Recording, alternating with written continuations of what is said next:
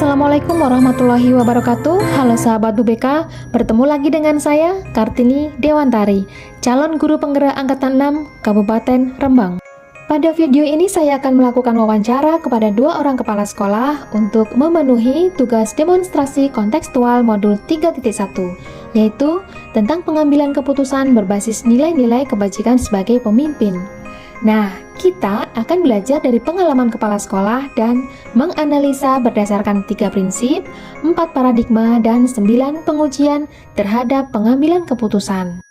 Mari kita pahami dahulu tujuan pembelajaran khusus dari modul ini. Berikut adalah panduan wawancara. Saya akan melakukan wawancara kepada Ibu Krisma Sukti MPD, Kepala Sekolah SMP Negeri 2 Pancur, dan Ibu Dina Widiati MPD, Kepala Sekolah SD Negeri Karangturi.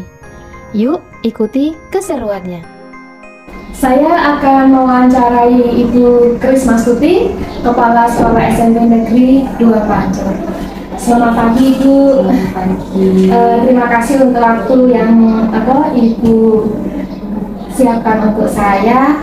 Bu, saya dapat tugas dari JKP untuk belajar bagaimana caranya pengambilan keputusan. Baik Ibu, selama ini dari pengalaman Ibu, bagaimana Ibu mengidentifikasi kasus-kasus yang merupakan dilema etika atau kesukaan moral? Ya, jadi selama ini saya mengidentifikasi kasus-kasus yang terjadi di sekolah yang merupakan dilema etika, kejujuran moral itu pada saat saya menghadapi masalah, yaitu antara pilihan yang benar dan benar, artinya adalah benar, dua benar itu kita harus mengambil keputusan. Kemudian di mana saya mengalami bujukan moral, yaitu di antara pilihan yang benar dan salah. Tapi kalau misalnya ada kasus atau permasalahan seperti itu, bisa langsung diambil keputusan karena antara benar dan salah. Yang sedikit mengalami dilema itu antara benar dan benar. Banyak ya kasus-kasus yang dilema etika. Kalau di sekolah, kalau banyak tidak, tapi pasti ada antara dua pilihan yang sama-sama dibenarkan, jadi pasti ada masalah tersebut. Oke. Lalu bagaimana cara Ibu menjalankan pengambilan keputusan di sekolah, terutama untuk kasus-kasus yang tadi alasannya benar, tapi itu harus mengambil salah satu pilihan. Bagaimana cara menjalankan? Biasanya kalau misalnya terjadi permasalahan seperti itu antara keputusan yang antara pilihan yang benar dan benar, otomatis kita akan mencari informasi terlebih dahulu. Masih ada kita kumpulkan terlebih dahulu dari kasus tersebut, kemudian kita bisa mengidentifikasi dari permasalahan tersebut, sehingga dari identifikasi permasalahan yang sudah kita kumpulkan dari banyaknya informasi, dari entah itu dari siswa sendiri atau dari guru atau dari mana saja, itu nanti akan kita bawa untuk ke forum diskusi atau ke forum komunikasi rapat dengan dewan guru maupun dengan pihak lain. Oke, berarti tadi awal pertama kali panjenengan identifikasi masalah dulu ya. Saat identifikasi itu apa yang panjenengan lakukan untuk identifikasi? Mungkin siapa-siapa yang berkenaan dengan masalah atau bagaimana? Kalau untuk mengidentifikasi suatu permasalahan yang ada di sekolah, tergantung dari permasalahan tersebut ya. Kalau memang itu menyangkut siswa, otomatis kita akan melibatkan banyak. Misalnya peraturan sekolah, kebijakan, peraturan dari kementerian dan sebagainya, kurikulum, kemudian bisa juga dengan wali kelasnya, orang tua, otomatis akan kita ajak untuk berkomunikasi mengenai kasus atau permasalahan yang terjadi. Berarti tergantung kasusnya? Iya, tergantung dari permasalahannya. Jadi sudah identifikasi masalah, terus prosedur seperti apa yang Ibu jalankan untuk akhirnya sampai keputusan itu bisa diambil? Prosedur atau langkah-langkahnya, mulai dari pertama, setelah dari hasil identifikasi masalah, kita punya data, kita punya informasi yang detail tentang permasalahan tersebut, biasanya akan saya bawa ke forum diskusi.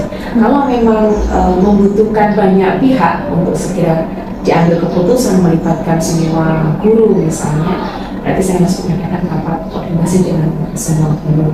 Tapi kalau memang keputusan yang harus diambil tidak wajib untuk melibatkan semua sistem yang ada di sekolah, biasanya saya akan melibatkan wakil kepala sekolah saja misalnya, atau guru, atau yang terkait dengan masalah tersebut saja. Jadi skopnya lebih kecil. Kalau memang itu harus melibatkan keputusan yang besar, berarti saya akan melibatkan seluruh sistem atau seluruh warga di sekolah. Keren Bu. Terus menurut Ibu, selama hal-hal selama ini yang dianggap efektif dalam pengambilan keputusan yang bagaimana? Dari banyak keputusan yang pernah diambil kan ada langkah-langkah dari beberapa prosedur itu, ada yang skopnya kecil, ada yang besar. Nah, menurut Ibu efektif itu seperti apa? Efektif itu kalau kita bisa berkomunikasi. Artinya apa yang terjadi di kasus tersebut bisa kita uraikan atau kita identifikasikan, lalu kemudian kita bisa mengkomunikasikan dengan pihak yang terlibat, itu menjadi sebuah hal yang efektif. Apalagi kalau keputusan itu disepakati oleh semua. Artinya walaupun pilihan itu antara benar dan benar, semua tidak ada yang salah ya, sehingga kita harus mengambil keputusan antara sesuatu yang benar dan benar, itu kita didukung karena ada komunikasi, didukung, kemudian teman-teman atau dari pihak guru juga memahami bahwa ini harus diambil keputusan bersama. Itu menjadi lebih efektif. Jadi efektif itu apabila dikomunikasikan, iya. Itu keputusan memang didukung oleh semua. Iya.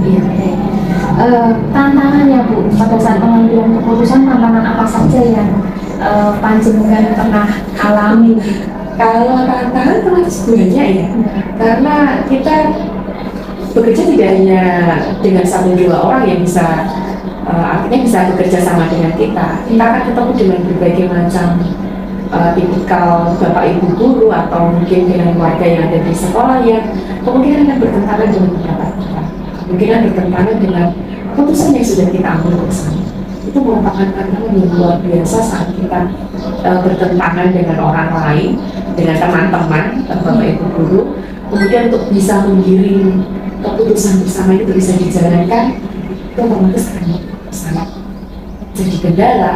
Tapi kalau kita bisa menjadikan kendala itu atau tantangan itu menjadi sebuah hal yang positif, kita pasti bisa pelan-pelan bisa, karena keputusan yang sudah diambil bersama itu kan untuk hal yang baik di sekolah, gitu.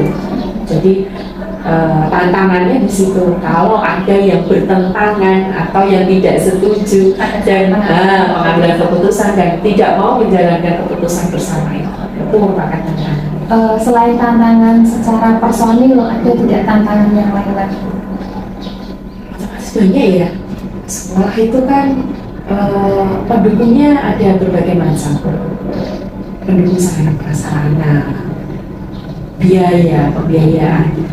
Kita sudah punya keputusan bersama mau menjalankan sebuah hal gitu di sekolah atau kita menindaklanjuti sebuah kasus, tapi bertentangan dengan sarana prasarana kita tidak punya.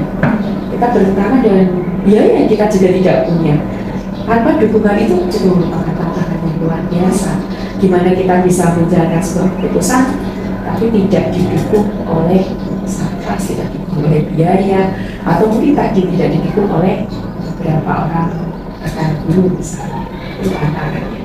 Tapi bisa diselesaikan akhirnya dengan komunikasi tadi. Iya, dengan komunikasi kita cari jalan keluarnya sama-sama.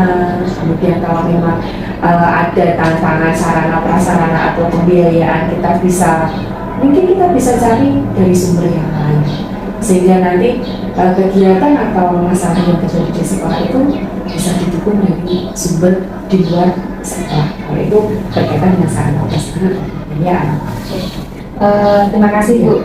pada saat pengambilan keputusan ada tidak jadwal tertentu yang disiapkan yang terkait dengan kasus dilema etika atau panjenengan putuskan saat itu juga?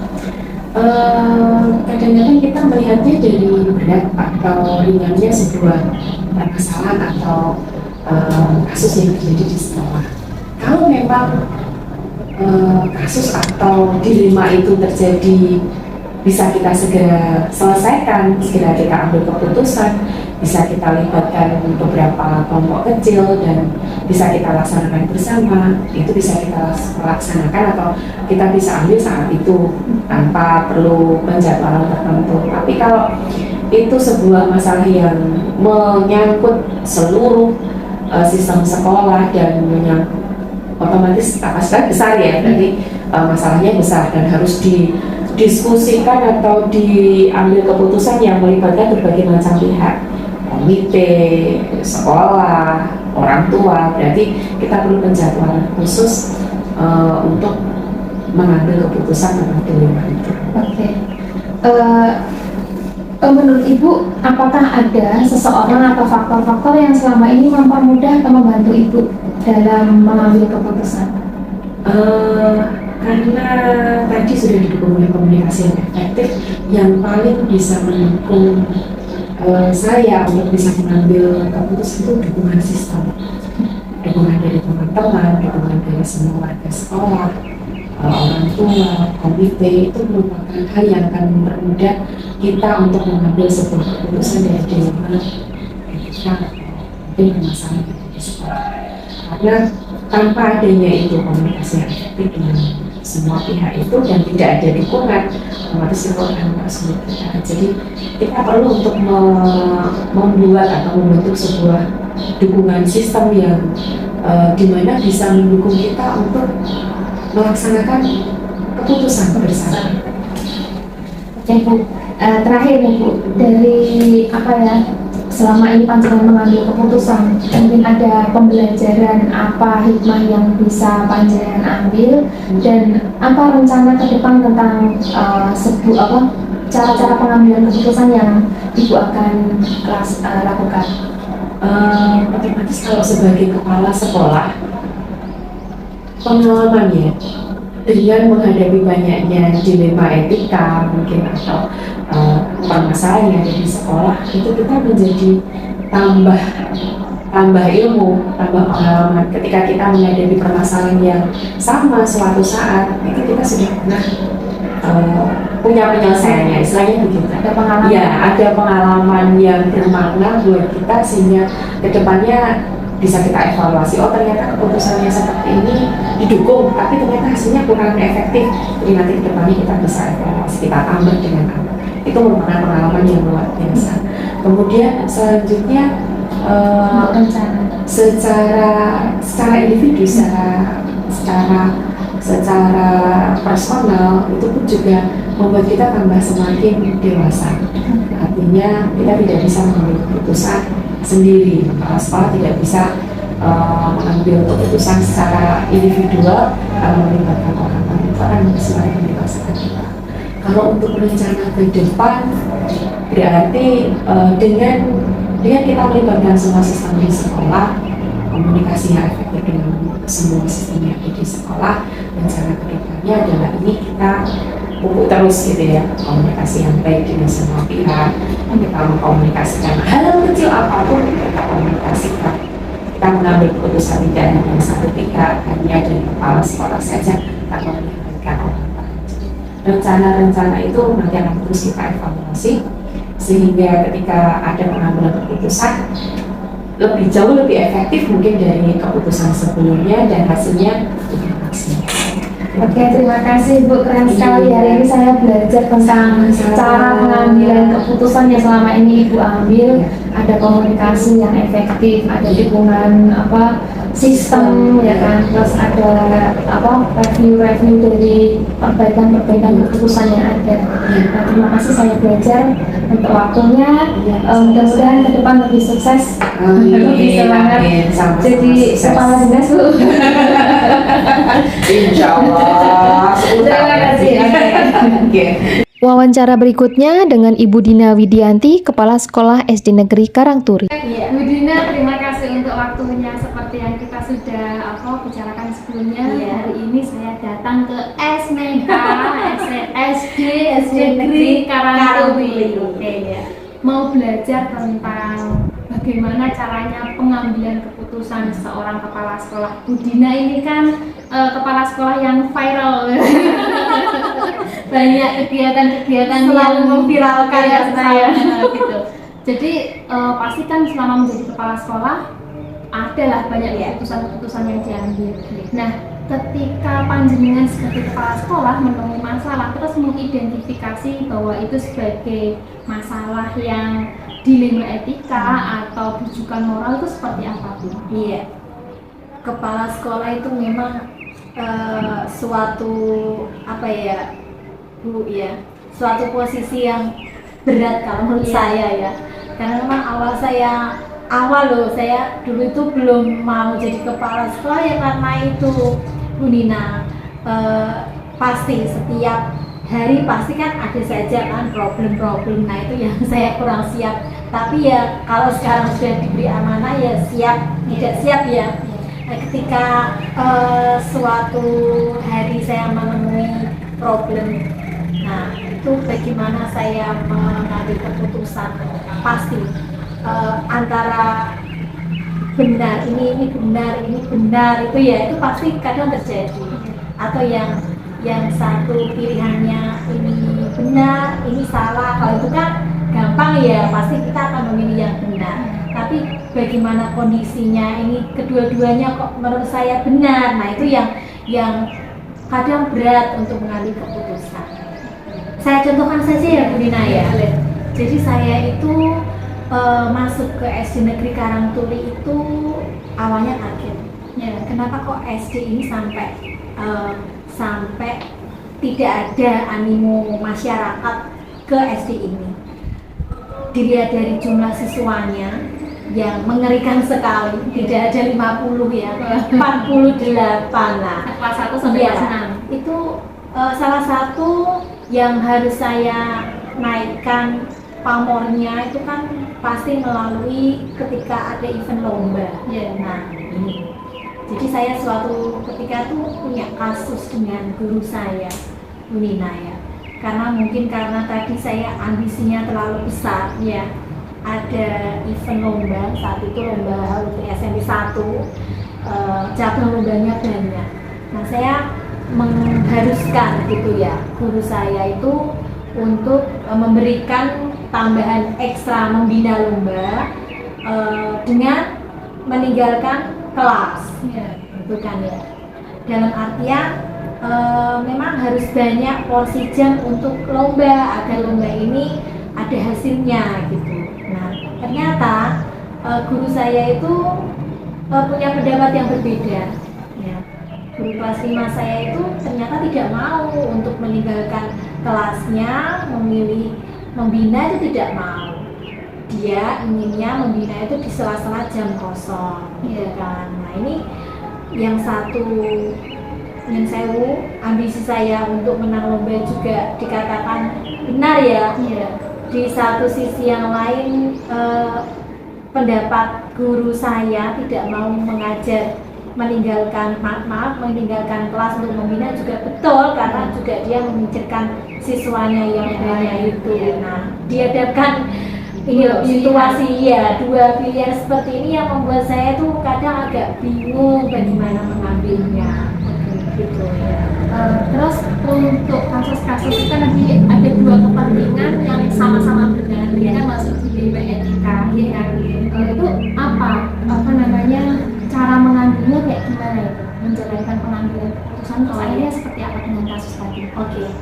Akhirnya ketika saya mendapati kasus tadi Bu, langkah pertama saya itu saya ajak diskusi guru saya ya. Kami duduk bersama untuk menyelesaikan masalah, kita musyawarah gitu kan.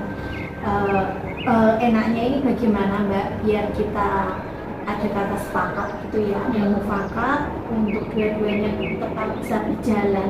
Itu yang saya ambil langkah pertama. pertama yaitu musyawarah itu Nina. Yeah.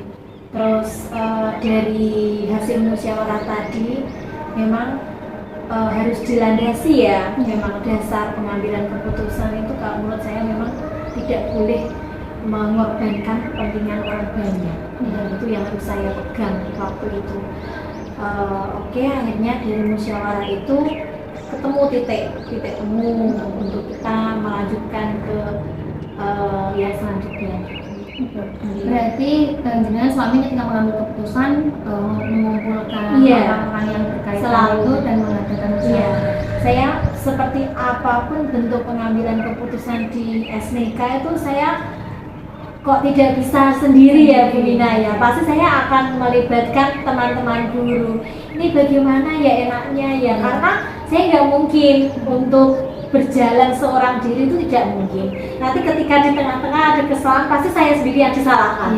Tapi kalau kita dari awal memang selalu melibatkan mereka, enaknya iya Mbak. Enaknya gimana Mas ini? Pasti ketika kita nanti sampai di tengah sampai akhir akan selalu bersama kita gitu Mbak Nina. Jadi selain musyawarah, ada musyawarah itu selama proses musyawarah ketika ada masalah yang kita temui gitu ya, itu kan pasti ada apa sih hal-hal apa yang jadi pemikiran untuk biar membedah satu masalah itu lebih dalam gitu loh. Oh iya. Apa yang jenengan lakukan? Oke. Jadi setiap masalah itu kan beda-beda ya Mbak Nina ya, cara penyelesaiannya ya. Walaupun kadang bisa kita menggunakan cara musyawarah itu sebagai cara yang efektif menurut saya, tapi kita harus tahu dulu identifikasi masalahnya. Kita harus mengidentifikasi apa saja kendalanya, apa saja penyebabnya gitu kan, sampai nanti dampak-dampak yang ditimbulkan. Nah itu kita analisis bersama-sama. Baru terus dimusyawarahkan. Terus ada nggak selama ini hal-hal efektif dalam pengambilan keputusan dari kan berbagai jenis keputusan yang jenengan ambil ya, sekali ngambil keputusan, dua kali ada pengalaman juga. Menurut panjenengan hal-hal efektif dalam pengambilan keputusan seperti apa? Ya. Kalau saya langkah efektif pengambilan keputusan ya jangan sampai bertentangan dengan prinsip ya, prinsip pengambilan keputusan seperti saya itu yang nomor satu, jangan sampai bertentangan dengan nilai-nilai kebaikan yang selama ini kita junjung tinggi ya, seperti nilai moral kejujuran ya. Untuk yang lain itu nomor satu yang harus kita landasi. Lalu yang nomor dua yaitu tetap kita mengarah ke kebaikan siswa. Kalau kontennya ini di sekolah kan ya, kita harus muaranya itu siswa untuk kepentingan siswa. Yang selanjutnya juga kita pengambilan keputusan harus bertanggung jawab ya Mbak Nina ya, harus dilakukan dengan penuh tanggung jawab. Kalau untuk tantangan Bu dalam menyelesaikan keputusan-keputusan yang dilema etika yang ini benar tantangannya apa? Saya lanjut ke kasus saya tadi tentang membina lomba ya. Kebetulan SD Karangturi ini kan jumlah siswanya sedikit, otomatis juga pengaruhnya di anggaran bosnya yang tidak ada. Maaf ya Bu. Iya, boleh. Nah itu Bu, itu kendala terbesar saya. Bagaimana saya ingin punya keinginan banyak untuk memajukan sekolah ini, tapi tidak ada dana, itu yang utama ya. Ya saya setuju, dana itu yang utama. Jadi itu kendala terbesar saya.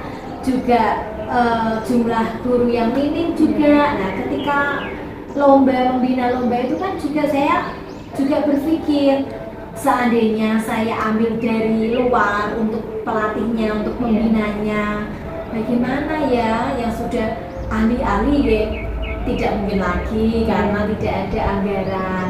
Ya terus mau tidak mau ya saya harus menekan guru saya, tapi juga saya kadang merasa bersalah karena tidak ada kesejahteraan yang saya berikan. Misal seperti tadi ya, akhirnya kan diputuskan ya.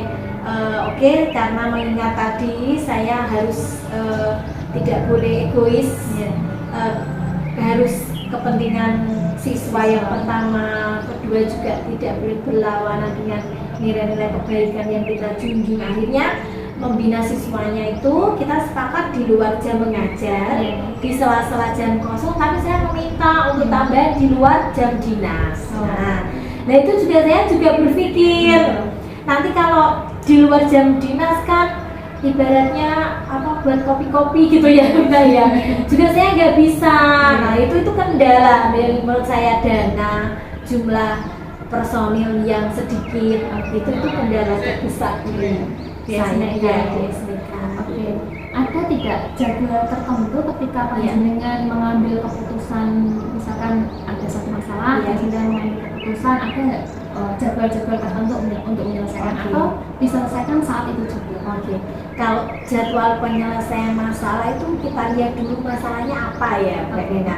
Ada yang masalahnya itu urgent, harus penting sekali, darurat, hari ini terselesaikan, atau masalahnya itu masih ringan, bisa dipending dulu, bisa cari waktu-waktu yang lebih pas juga bisa.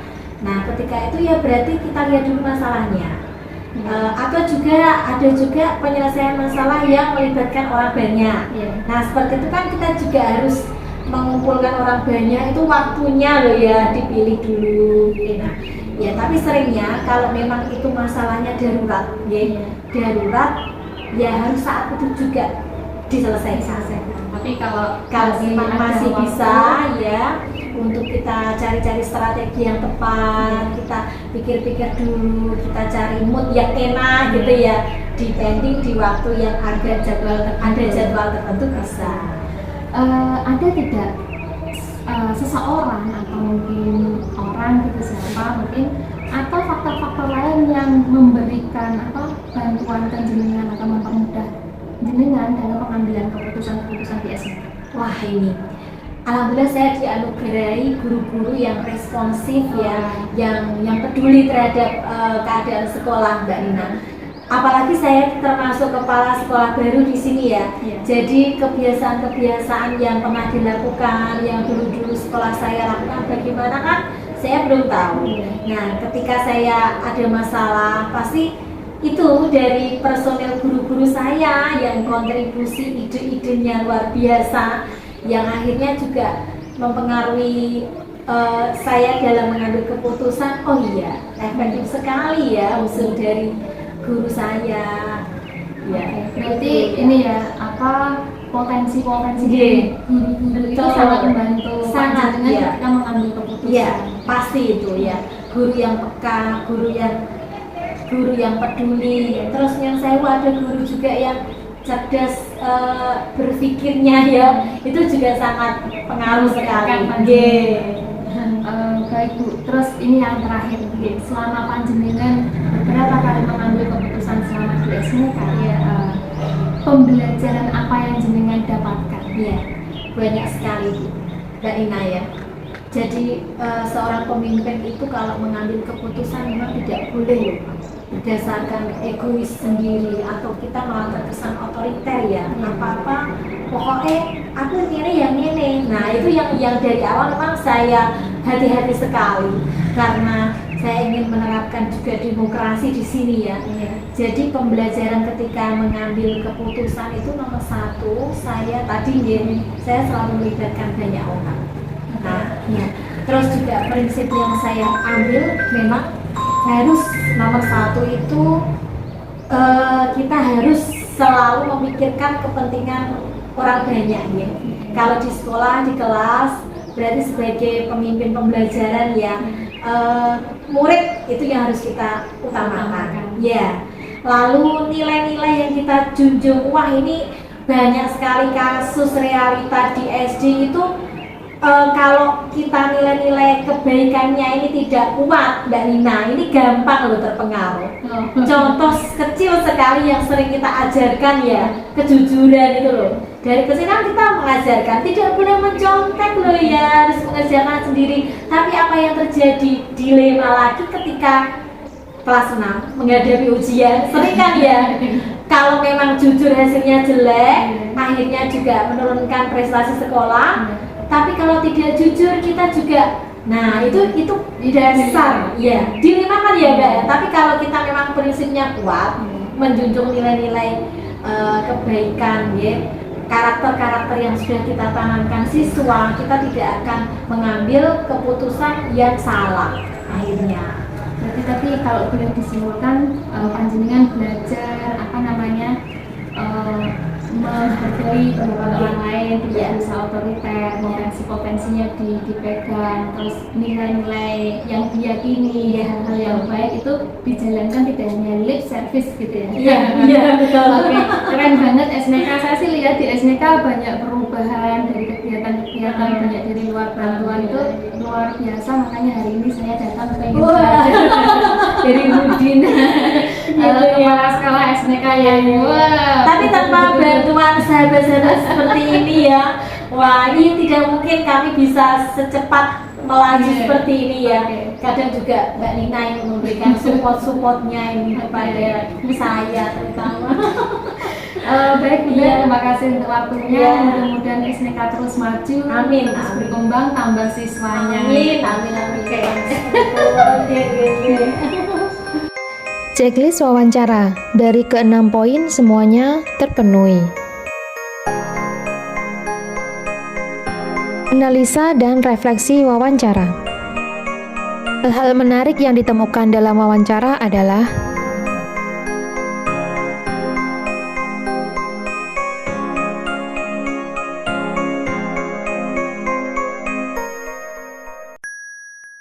dari hasil wawancara kedua kepala sekolah, adakah persamaan atau perbedaan?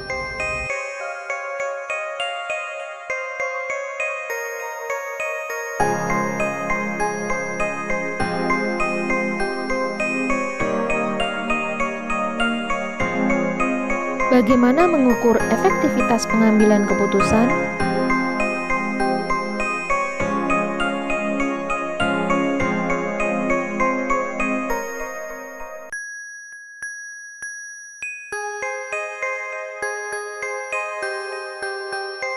Bagaimana saya menerapkan pengambilan keputusan dilema etika di lingkungan sekolah?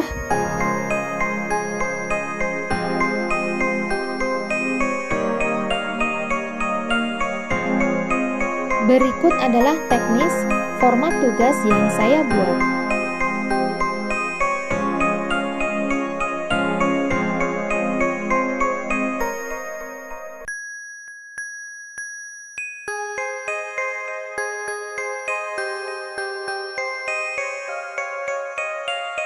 Terima kasih, semoga video ini menginspirasi.